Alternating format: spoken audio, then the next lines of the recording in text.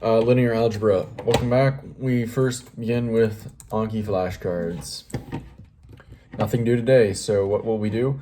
We go ahead and grade the problem I did yesterday, do another problem, and then recall from memory what I watched and learned about yesterday as far as how to read and do proofs, and then continue watching more how to read and do proofs. So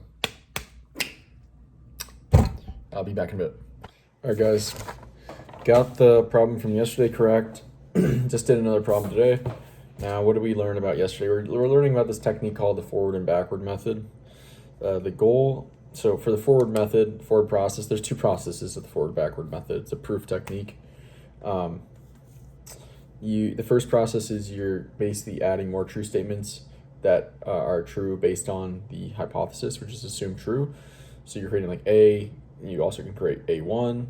Now they're both true. You create another true statement, A2, etc. The backwards process, however, is using the conclusion. You work backwards from it so that basically the conclusion is true. So you're adding new statements that make the conclusion true. Okay, and then the goal is to try to connect these for backwards and forwards and connect them. Now you got a proof. Okay.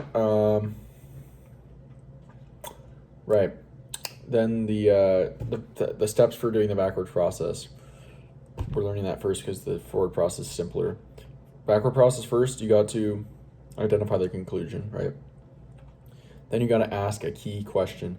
What is the key question? Which the key question is basically phrased as like, what would make this true? What must make this true? So that's the key question. You want to answer it without, answer the question without symbols or notation because it just gets in the way. And then you want to answer it with symbols and notation to actually create the statement. So you ask the key question without notation or symbol, answer it without notation or symbol, and then answer it with notation and symbol. I think that's pretty much everything. What is the key question? What would make this true? How can I show that B is true? That's the key question.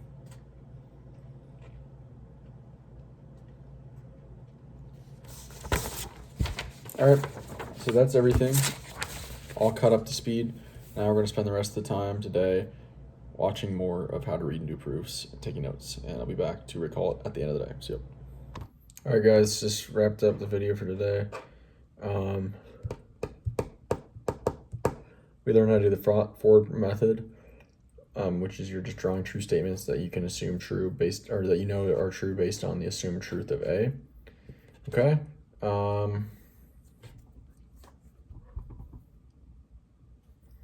You can combine previous true statements that are from A to create more true statements, like substitution. And then after you've connected the two, the forward method or the forward process and the backward process, you've got to write the proof. And one way to write the proof is in a tabular method or a 2-column proof, or you have like the step and the reason why it's true. That's it for today. I'll talk to you guys later. See ya.